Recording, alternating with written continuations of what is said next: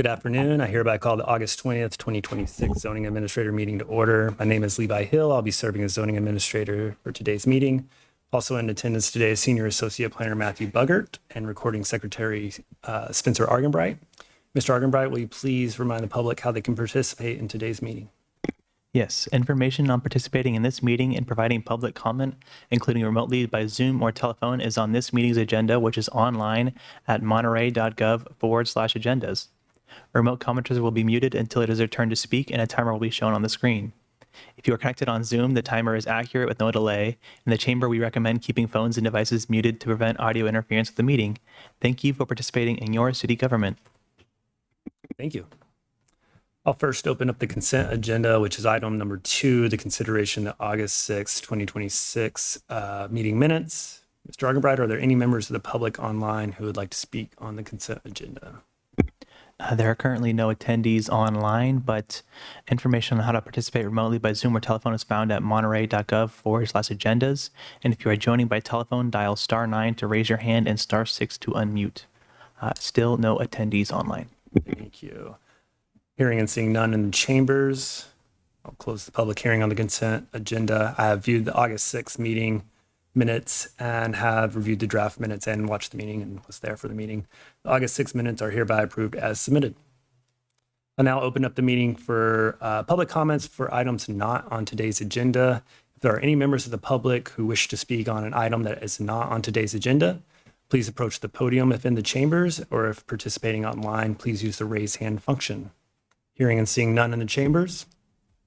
And there are no attendees online. Thank you.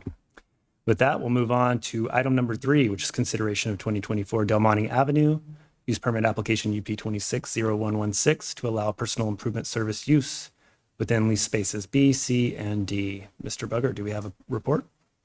We do indeed. I will share my screen. Thank you.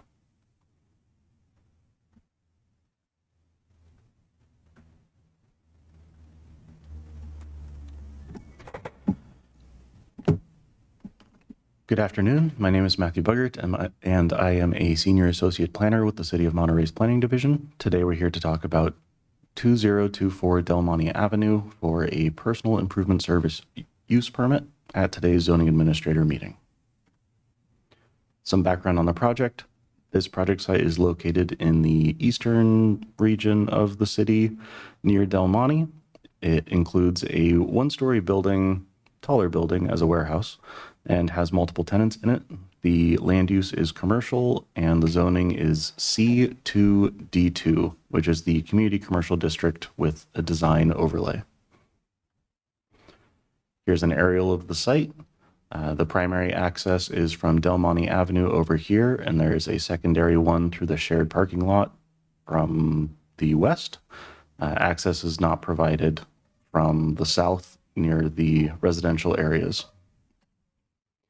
There are 5 tenant spaces here. The proposed project would occur within tenant spaces B, C, and D.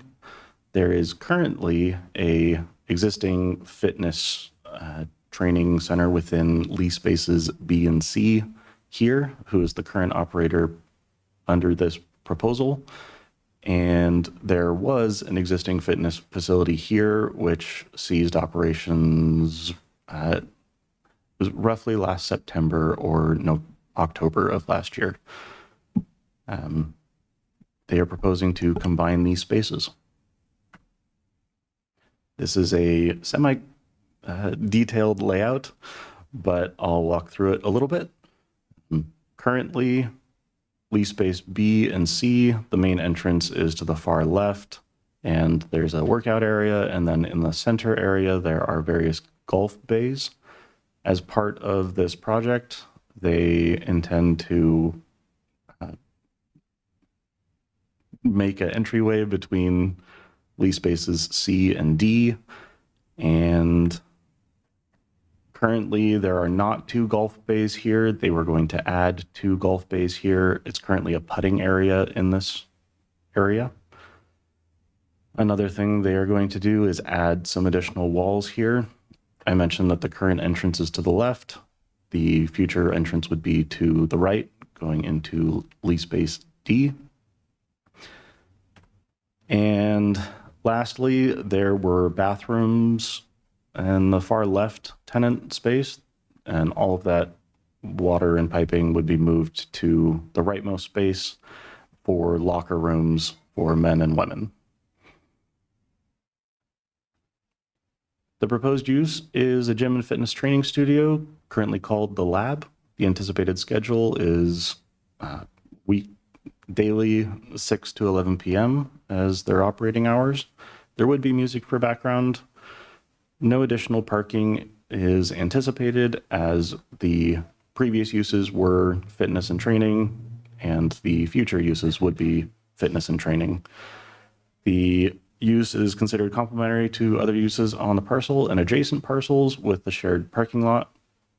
And there is a parking circulation condition that's been carried over from previous use permits to prevent impacts to adjacent neighbors. There are 3 findings required of the zoning administrator for the use permit, including that the proposed use is in accordance with the objectives of the zoning ordinance and the purposes of the zone. The C2 zone allows for a variety of permitted uses, including this use with a conditional use permit. Secondly, the proposed project should not be detrimental to public health, safety, or welfare of persons residing or working in or adjacent to the neighborhood of such the use. This proposed use would be in a enclosed building, and there is existing parking on site. This provides personal improvement opportunities for the community. The final finding is that the proposed use would comply with any condition as listed in the conditions of approval, which I'll detail on the next couple slides. These are summarized. The full ones can be brought up if needed. First, that the use is limited to athletic equipment and amplified sound in the previously identified tenant spaces. Be limited to 65 dB for noise. The hours would be limited to from 6 to 11. The occupancy maximum would be limited by building and fire, and any exterior building changes would require Planning Commission approval due to the D2 design overlay. Use of the Helvig Avenue gate would be prohibited for this use. As mentioned before, this is a carryover from previous use permits to encourage compatibility. Employees would be prohibited from parking in the adjacent residential neighborhood as well. If the existing reciprocal easement agreement between this parcel and the shared parking that currently includes a Starbucks and emergency urgent care facility would be terminated, the owner will need to update parking on site and amend this use permit. And then finally, the use permit may be reopened if the conditions are violated. That concludes staff's presentation. The recommendation is to approve the use permit with the conditions. The applicant may be online, but we shall see. Thank you for that report, Mr. Buckert. I don't believe that I have any questions at this time. Is the applicant present online? There are currently no attendees online. All right. With that, we'll move on to the public hearing portion and open this item up for public hearing. Hearing that there's nobody online and seeing and hearing no one in the chambers, I will close the public hearing. I've read the staff report and I've heard from the applicant. We've made an opportunity for public comment, and I agree with the staff recommendation. Specifically, I find that the proposed use is in accord with the objectives of the zoning code and the C2 zoning district. Additionally, I find that the proposed use as condition is consistent with the commercial general plan designation for the site, and that the use would not be detrimental to the public health, safety, or welfare of persons residing or working in or adjacent to the neighborhood. And lastly, the proposed use is subject to the conditions in the attached resolution and the modified conditions or modified resolution as amended. And with that, I will add one whereas clause to the resolution that reads as follows, just before the now therefore statement. Whereas this approval shall repeal the previously approved use permits 02085 and use permit 13539. And with that, I hereby approve the use permit application UP 260116 with the conditions of approval as included in the draft resolution. Decisions of the zoning administrator are appealable to the planning commission within 10 days of this meeting. applications for which can be found online or at the planning office. Congratulations to the applicant. With there being no further business, this meeting is adjourned.